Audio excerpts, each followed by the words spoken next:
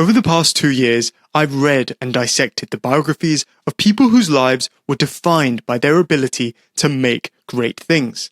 From how the creator of Studio Ghibli built entire worlds through hand-drawn animation, to how producer Rick Rubin helped make hip-hop mainstream, to even how Charlie Chaplin transformed silent comedy by adding an emotional depth. And now, looking back across all of them, I've realized what each of these great makers share. They all observe the world relentlessly. They protect their vision fiercely, and they are unapologetic about their desire to aim for greatness. In essence, to be one of the greats, you have to first start with the almost irrational belief that it's possible to make greatness. To quote Christopher Nolan, who says in his biography, "Every film I do, I have to believe that I'm making the best film that's ever been made." That belief that greatness is possible is what this podcast has been exploring since the very beginning.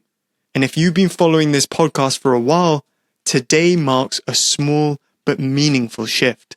Icons, as this podcast has been known, is now called Make Like the Greats. In every episode, I've been taking my notes from having read and reread the biography of an iconic maker and dissecting them to uncover the lessons and ideas that we can take and use in our own work and in our own pursuits for making great things. And since I first chose this simple and strong name, Icons, I've always loved it. After all, it's very easy to remember once you've heard it once.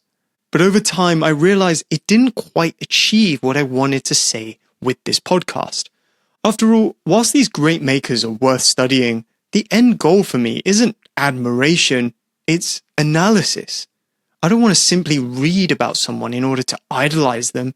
I want to learn from them, to take all of their very best thinking and apply it to my own work.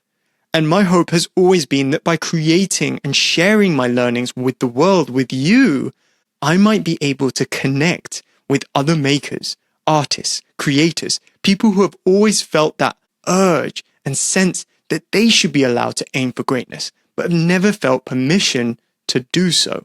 Timothée Chalamet gave a refreshing speech when accepting his SAG award by acknowledging this desire to create great work, that he could only be in the running for such an award, let alone to win it, by first trying to be worthy. In his own words, "But the truth is, I'm really in pursuit of greatness.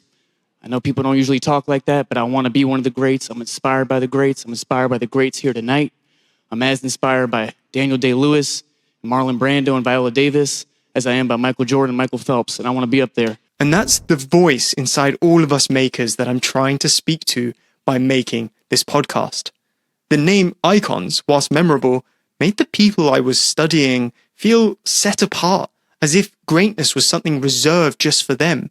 And that's simply not what I believe, because if these biographies have taught me anything, it's that greatness isn't given and exclusive.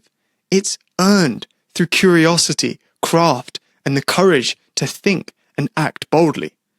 And sat in the tagline beneath the logo on the artwork of my podcast, hidden there in plain sight, was the line, "How to make things like the greats."